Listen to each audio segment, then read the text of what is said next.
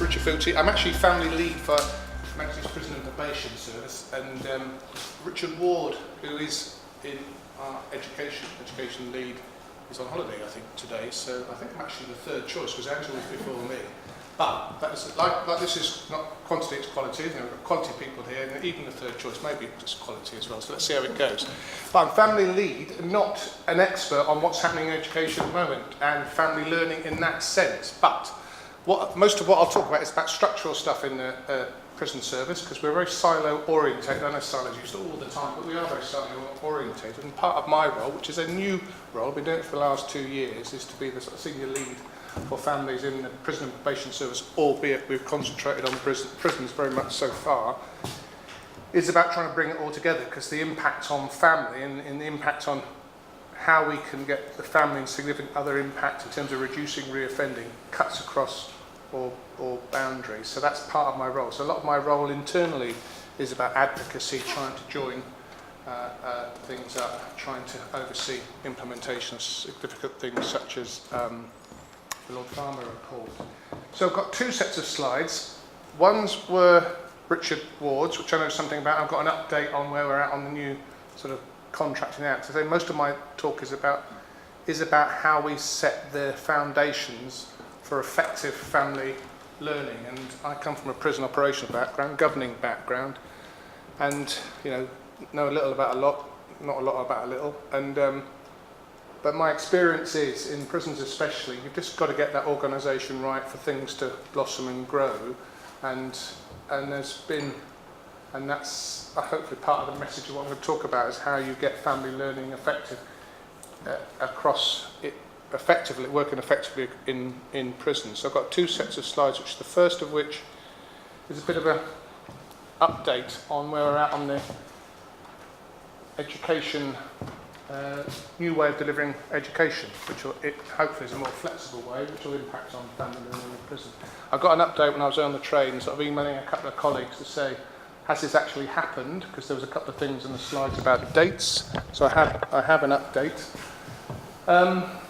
So we're at the beginning of a new process delivering, getting education providers into the establishment. There was a date on this slide, which is about saying that the new prison education framework, the new providers are going to be appointed from early September. So my email was, I'm just doing a presentation that says we've just done that. Have we done that? It was a little bit embarrassing. Apparently we have. The work going on getting some core providers on the prison education framework has been delivered. And the next idea is to start on a mini competition process to appoint people off that framework, competent providers off that framework, to deliver a new education contracts. What this is about the flexibility of that. I mean, funny enough, we've done the similar thing in terms of family service provider provision, which I'll talk about later, where we've tried to make it a much more flexible, more moulding provision that governors can use much more flexibly at the local level. So this is followed on a similar pathway that we did ourselves, although there is a lot more money in education in prisons per se in terms of the contracts than there is in family service provider contracts. But the issue is, as I hopefully say, is one of my themes, is how the two link in.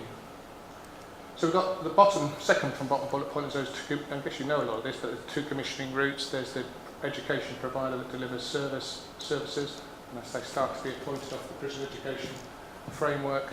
And this new thing called DPS, the Dynamic Purchasing System, which we in the service are supposed to nod wisely when we hear it, because it's going to be a phrase used a lot. And that's the more flexible system about bringing in smaller providers on much smaller contracts to deliver pieces of work on focused service, which it was born out of trying to develop a tool that allows more governors more flexibly to respond when they agree a need.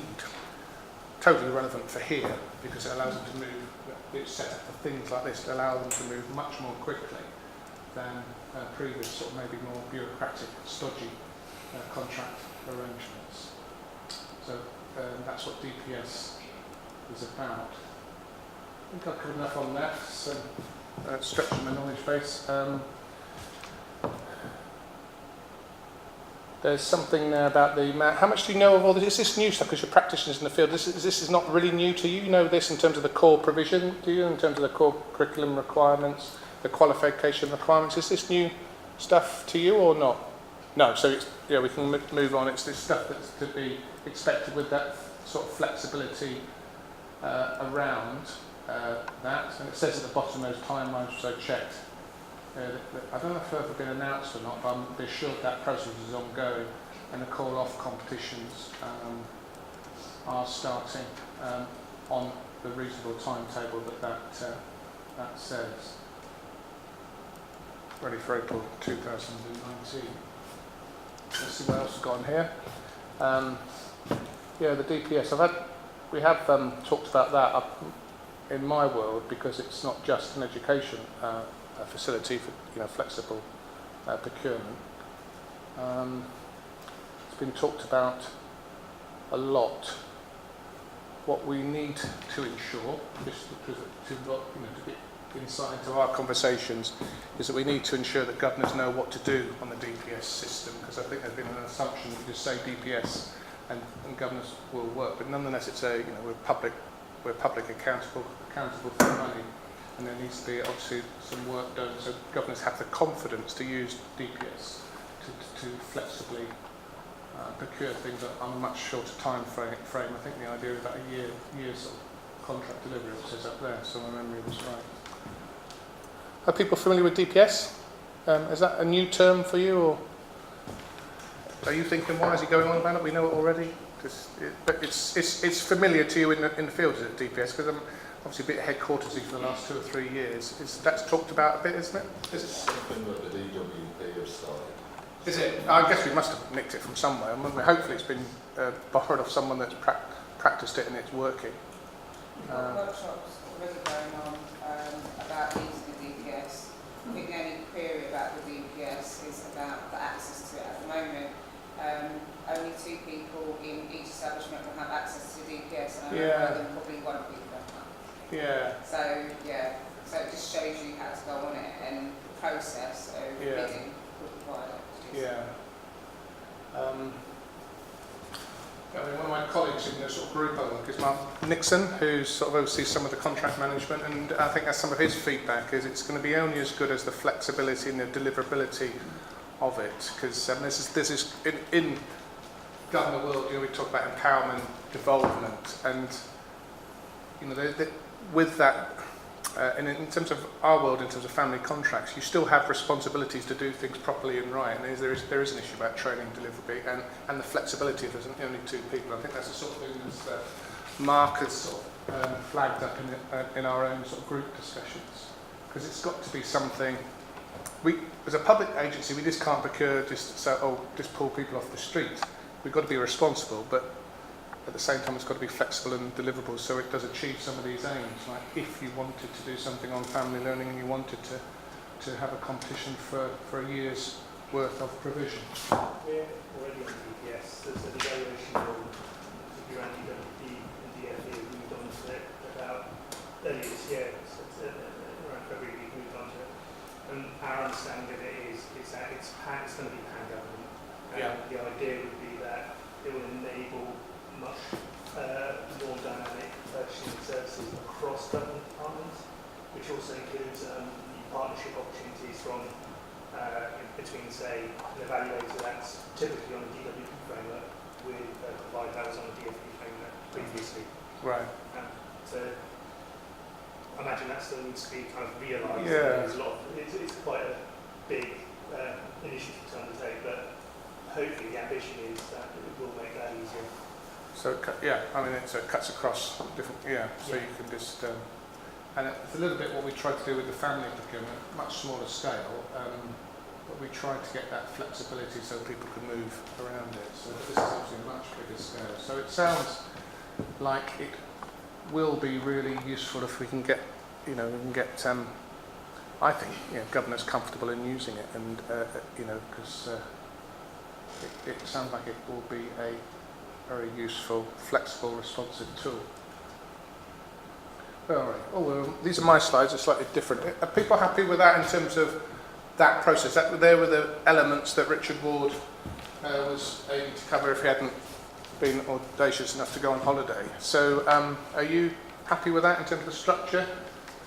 I guess a bit more comfortable ground for me in terms of my role as families lead. Angela Christopher, I think, attends this group quite regularly, is the policy, my main policy contact. We're split in MOJ. Well, we're currently split in MOJ into sort of MOJ policy and HMPPS, which is operational delivery. So it kind of makes sense to me at the moment in terms of MOJ colleagues, deliver the policy, do the interface with ministers, we deliver. So in terms of family work, I think we're probably one of the better examples of how that model works. I've worked closely with Angela in terms of doing that. She fronts up on things like the political side of farmer recommendations, stuff like that. My role in terms of farmer, for example, is oversee the delivery of farmer. So it's a good model. Whether those models change, because we have some CEOs changing in the future, I don't know. But at the moment, that's how we work. We're quite focused on families. Probably the first time, I don't want to make too grand an announcement, but I've been in the service a long time, and I'm not aware that we've ever had as clear a central focus on families and significant others and how we work to maximise their impact across all of our worlds. I just don't remember that, so it is quite a positive time. So in terms of why we'll be doing that, in terms of this the stuff I pick up here is in terms of this, there's a continued strong ministerial interest on family and significant others. Although reform prisons has moved on a bit, the notion of reform prisons has moved on a bit, nonetheless, families is one of the key reform priorities for us. So that keeps it as a high profile. I'll give you an example of that. You're probably aware that our prison area organisation has changed of late. We've gone from DDCs to prison group directors, and there's some more being appointed. I think they've been interviewed today. I was involved in how you set up the prison group directors' offices, how you organise that. And there's, again, within our spirit of flexibility, not being sort of benign dictators from the centre. There was some flexibility on how the prison group directors set up their offices. But what we've done is saying you have some flexibility on how you set up, but you have to be answerable to a series of key priorities, one of which is safety, which is a fairly obvious one, security, but one is families. Whatever you do, you have to be able to, through this year really, provide a narrative on how you're focusing on families and all its elements. I don't think we've done that before, so that comes from the ministerial interest, the reform sort of priorities. And it's backed up, well, I guess I'll talk a bit about Lord Farmer in a bit, by his continued interest in this area and his continued sort of political focus on that I think will continue, that will mean this priority will continue, the ministerial interest in it will continue for a while yet. Now the second bullet point on the left talks about those who have got traditional families, care leavers. Care leavers is a separate tranche of work. Teresa Clark is the East Midlands, or it was the Midlands at DDC. One of the prison group directors is the champion for care leavers. Critical areas, and there's been lots of work done on that area. And I think that last bullet point on the left is about recognising that family work cuts across functional boundaries, and that's what we've tried to do. So a lot of my role is advocacy, trying to bring in different people across our world to make sure that all the elements of family delivery on safety, on areas such as this, on security, on public protection, are all represented and balanced in the right way. But again, structurally, when we started this work 2 years ago, we had a history of working with professional family service providers, people like Backpack, Bernardo's, NEPAC, POPs. But only 75% of establishments had contracts. They weren't very good contracts, they were unstable.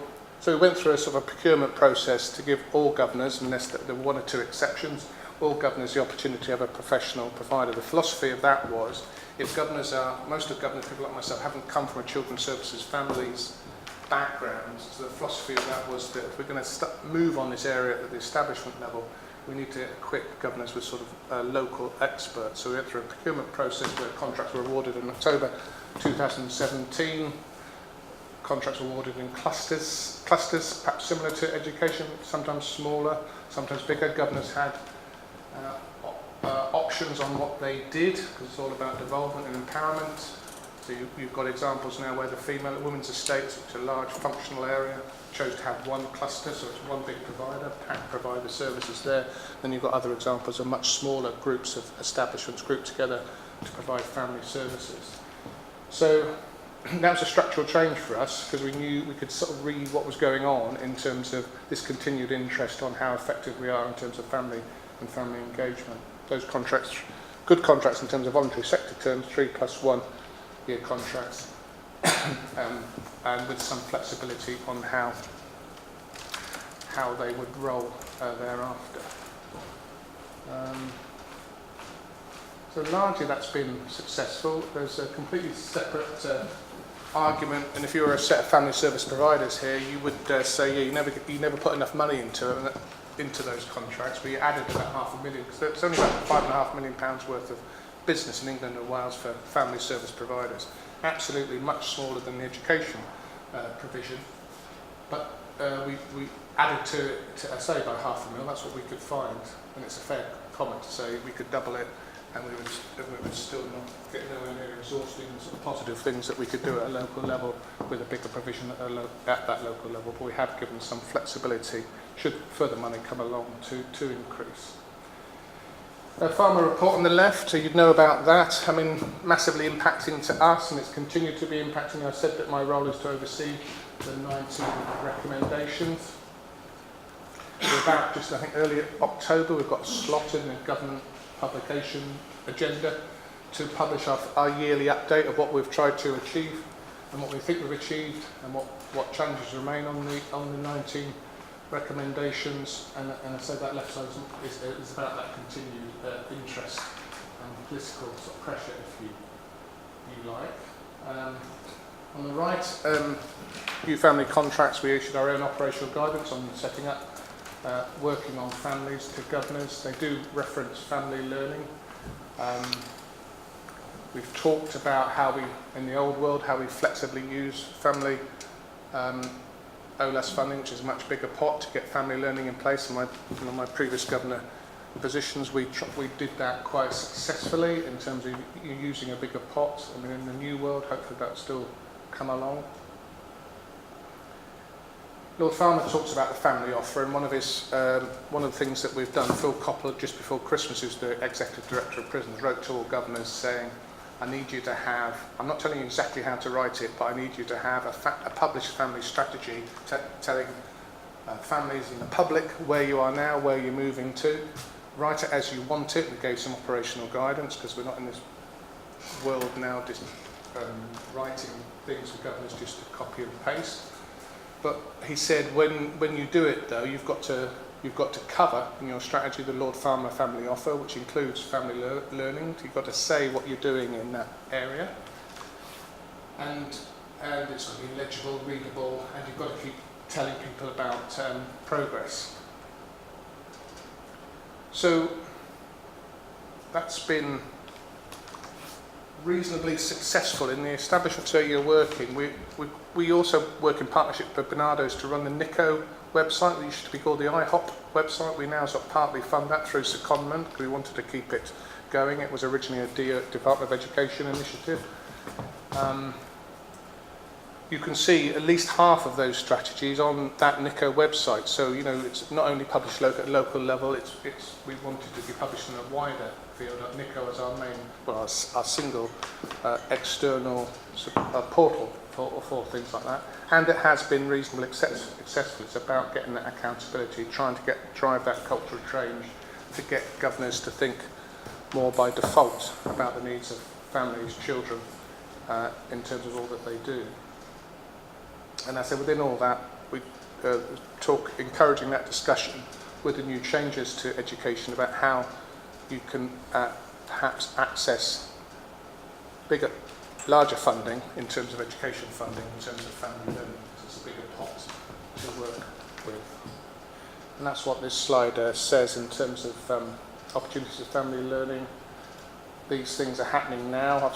I'm sure we've all seen some good examples of family learning in our establishments. I certainly have. Our operational guidance, our encouragement is about using the opportunities you have to develop more of that. So we've got professional providers standing along, family service providers sitting alongside governors and directors of contracted prisons mostly, and we've got new education providers. And in my world, it's about having a triangle of interest, with the governor sitting down with a new education provider, sitting down with a family service provider and saying, let's look at what we're doing with family learning now. What more can we do to get that sort of shared agenda? And that's how I see it working. So my role as families is to encourage governors to say you can start having those conversations and questions to increase more of the family learning work. We contributed to the new operating design for prisons, for example, and it was good to see, because there's going to be some stuff on that, some new prison work before long. And it was interesting to see that in the visits area for the standard new operating design, they've got a cookery area in the visits area, which is designed to allow people when they visit to have a more imaginative visit, cooking with their families. So there's some good stuff around. I saw some really good family relationships course at Forest Bank. It is a contracted prison, but we're all in this together. We're not only competitive when we compete.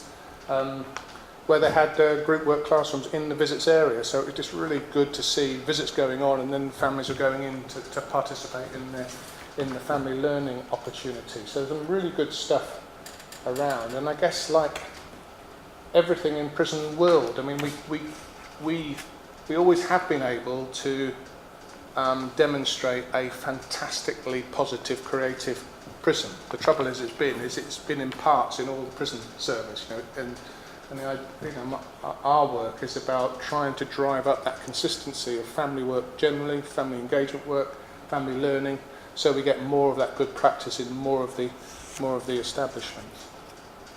But it's been a good start, but we'll see how it goes as we move along with the new education stuff going along.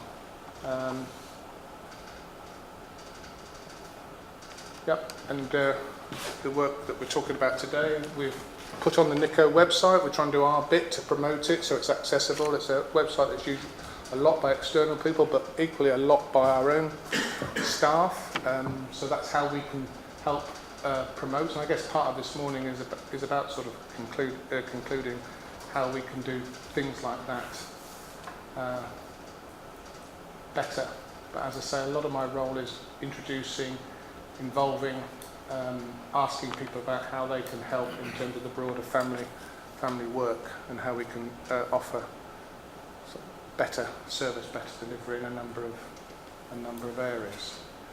I think, remember, that is the last of my slides. So I'm on just gone 20 past. Is that okay? That's a scattering through what I think is happening in education. You know as much about that as me, and how we link with families. I'll just finally say an example of that is we have a monthly family strategy working group.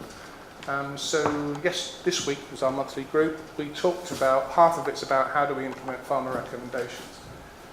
So we talked about the provision of family and how that works for older prisoners and sex offenders. We talked about how the chaplaincy, who oversees the prison visitor system, official prison visitors, which has been in our service for decades, but how we make that more strategic, how we encourage that area of work to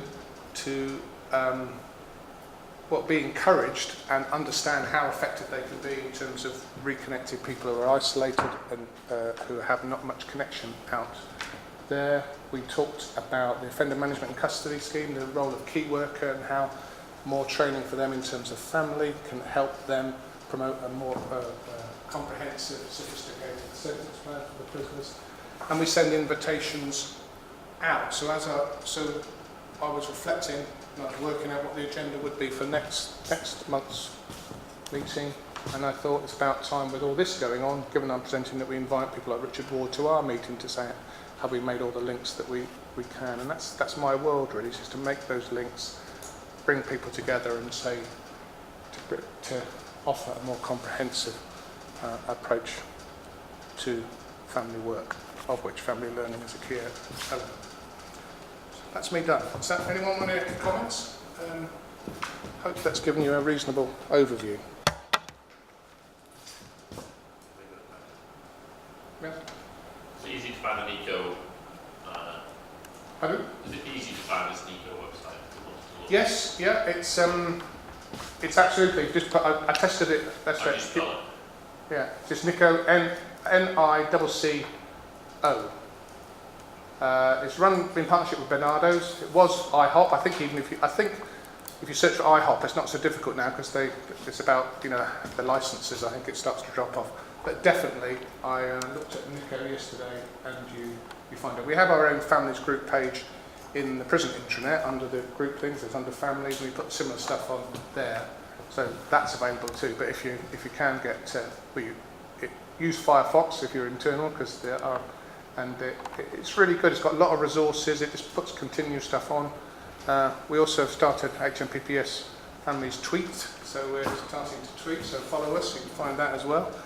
And it is about just creating that agenda. I generally believe it's a pretty exciting time for this family work. You get different people ringing you up. So, for example, a psychologist rang me up yesterday from our service saying, I've been commissioned a piece of work to work out on IPPs, indeterminate prisoners for public protection, or a now redundant sentence, the sort of mini-lifer sentence. And I want to do something on families. Can we work? So she's attending one of our November meetings to talk about that. So it's just about linking up at all times. And I think it's about time Richard or one of his colleagues came to our meeting to make sure that we're sort of doing as much as we can in terms of that linkage over. There's probably an opportunity to do something more sophisticated with family learning. We had our first family conference in 28th of February last year at Newbold Revel. Biggest day in the snow, but people still managed to attend. And we're having another conference in March in the Midlands probably. And we want to make that much more, our first conference was much more sort of lecture-based, or lecture theatre-based, about what we're trying to do, the strategies, etc. But we want to make our next one much more about syndicate working. So maybe I'm just getting some feelings that, we've got to start choosing what our syndicate titles are. Maybe there should be one on family learning in that, just to make those links. How do you work effectively with a family provider and an education provider to provide a sophisticated and positive family learning offer? And the government said, why should I do that? Well, you should do that because Phil Coppell asked you to do that in a letter of December 2017 to respond to the Lord Farmer Office, who should be showing developments on family learning as part of that. So maybe that's an opportunity. That's my work. Any other questions? Comments? Yeah, I'm just a little bit confused about, and Susan might put us straight on this, but the difference between family interventions and family learning, because you seem to have them all put together. I know my colleague here says that there's a difference that OLAS can support family learning, but they can't support family interventions. But what you've got on there to me is family learning and family intervention, so I'm not really sure. Yeah, I think. Well, do you want to say something? Sure. I have a view, but yeah. As Richard just mentioned, when Lord Farmer did his review, he originally had put in family interventions as a clump. After some liaison, Clinks, who were running it, and Lord Farmer obviously, included family learning, not as a separate bit, but as one of the strands of it, family intervention that really required highlighting. Mainly not because of practitioners who understand the difference very well, and of course a lot of it overlaps as well, which makes it complicated to explain, but really for governors, for quigs, and for commissioners who say, who were looking at family interventions as well. We're doing this on family intervention, we're supporting that, we're building a new visitor centre, that's it. And what our argument was that family learning in itself brings benefits, not just about the keeping in touch, keeping in contact, building relationships, but also about the future possibilities, aspirations. It does some very specific things. So from my mind, and I'm going to start off with that today in a wee minute or so, family learning is about promoting a culture of learning in the family. Simple as that. Whether it's in prisons or in the community, it does good things. And in prisons, it has the added benefits of keeping those relationships going, of overcoming some of the barriers to contact. And it also gives a focus to visits as well in many cases. So somebody mentioned this morning, I think we should have a note, was tie down. Right, I'm just making sure I'm getting it right because I keep saying the wrong thing. Or doing, for example, a homework club. Now that's a very different type of visit from a visit that comes in and said, how are you doing? The kids are sitting around, maybe the kids are off playing somewhere or whatever. It is a focused intervention that brings not just the benefits, as I say, of increased and continued contact, but also comes the benefit of my parent is interested in what I do. My parent is interested in my learning. My parent is learning along with me. And that gives, I think, a very, very sound foundation, not just for what's happening in the prison, but it also gives a firm foundation for what then happens on release. Sorry, that sounded a wee bit like a sales talk. It wasn't meant to be, but I think it's. Yeah. I think that's how I would. Yeah, and I think from my point of view, I remember, governing prisons, you had sort of restrictive conversations, and I just think we're in a position now where governors have got to be, they've always been in charge, but they've got to chair. So there are some of our family service providers do offer some pretty good relationship-based courses that are just purely for the individual prisoner to really enhance thinking style courses that improves their chance to think more about others and not just themselves. So certainly I said I'm a little about a lot, not a lot about a little, but what I think this does is hopefully encourage governors to, so in that situation where a family service provider wants to do something more like that, which you would say is more like a relationships course that doesn't necessarily involve the family. I just think it's about not having those arbitrary conversations we had before where education would say, well, we can't do that because of X, and psychology saying, well, we can't do that because it hasn't been hasn't been given the score and everything like that. It's about the governor or the head of reducing offending getting down with the education provider, the head of reducing offending, perhaps psychology in this case if it's a relationship course. The governor needs to be assured that what they're doing has some merit, and the family service provider, and coming up with a conclusion. I think it's just about putting the establishment at the centre and making reasonable decisions and putting less restriction into working out what their family offer is. If that's how I would see it. It's less about headquarters saying you can or you cannot. It's about being intelligent about it, and we're giving you experts. You've got an education expert, you've got a family expert, you've got psychology always on tap at a regional level. Make the right decision, but it's your decision. But, yeah. I understand that, but at the moment, the way that the funding is procured is different. You can't use OLAS funding as it stands now on interventions. You can do it on family learning, but not on an intervention. So probably next year, when the DPS is in full flow, if you have money aside, apart from your education provider, then they can then go on the DPS and procure that. But as it stands now, unless it's family learning, you can't use that out of your OLAS budget. So where's the government then going to get money to bring in a family intervention? Because the first thing they look at is, it's a family intervention. We can use the OLAS budget. No, you can't, because it's not family learning. At the moment, as it stands, that OLAS budget is for education. So if I'm going to say I'm going to put on an education course or family relationships as an education course, I can procure that. But if I want to do something more creative and put it under intervention, then it's about, where we're going to get the money, the staff, the resources to do that. It's a different...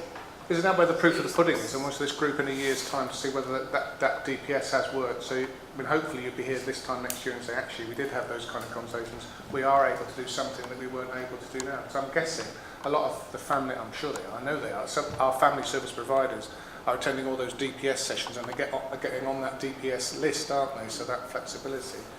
Because I certainly felt as a practitioner that was restrictive. It was unnecessarily restrictive, and you're right. That's what's hopefully changing.